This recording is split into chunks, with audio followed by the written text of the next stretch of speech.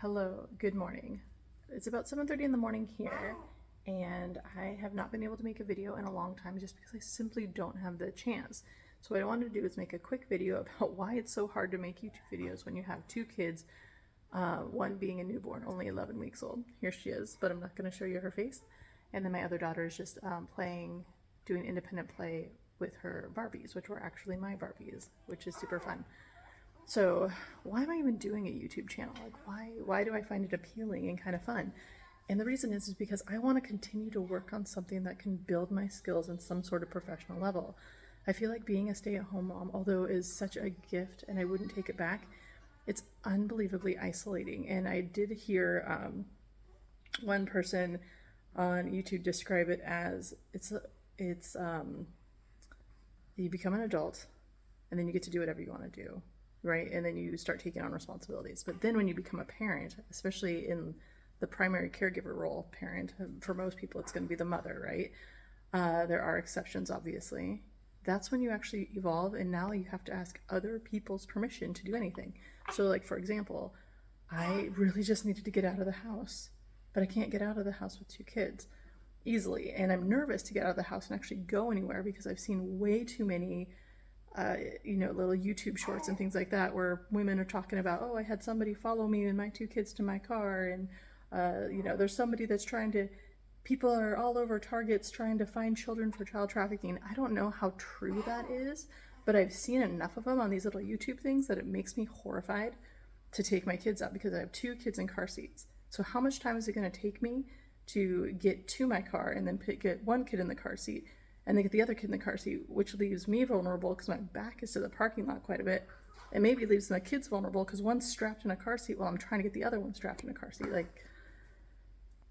So while my youngest is so young, no thank you, but I really need to get out of the house. And so thank goodness my mother-in-law was here, and so she was able to watch my oldest while I took my youngest in the car seat with me and just ran to the latte stand. Now I currently live in the middle of nowhere, which is amazing. I love it. So it takes me 15 minutes to get to the coffee stand and probably about 5 to 10 minutes to get the coffee and then 15 minutes to get back. It's a perfect little just like get out of the house outing.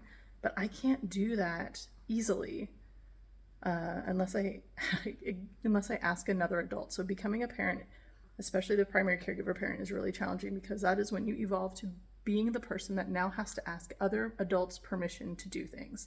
Ooh, would you be willing to let me go out? Would you watch one of my kids? So it's really interesting going from, pretty independent go-getter, like managing my own schedule, doing my own things all the time, to, oh, hey, will somebody let me go do this? I mean, I even had to reschedule a doctor's appointment because I was like, oh, I'd have to take both kids to the doctor's appointment and bring somebody to watch the kids. And so I just had to reschedule it to a day that my husband could come because I can't do things by myself right now. And it's unbelievably humbling. Like I said, I'm very lucky. I get to stay home with my girls. We have the financial flexibility to do it. My arm is getting tired, so I have to rest it on the wall to keep filming.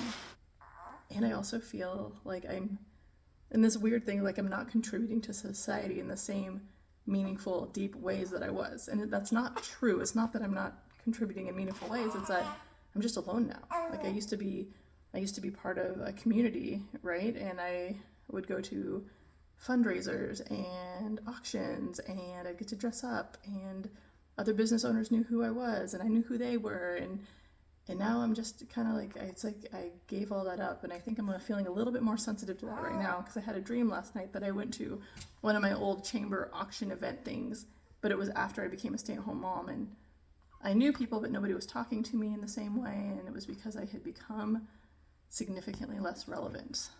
And I guess that's what I'm feeling, is sometimes I feel not as relevant because I'm not out there doing things. And I think it's probably really feeling that way because I can't get out as much as I'd like to.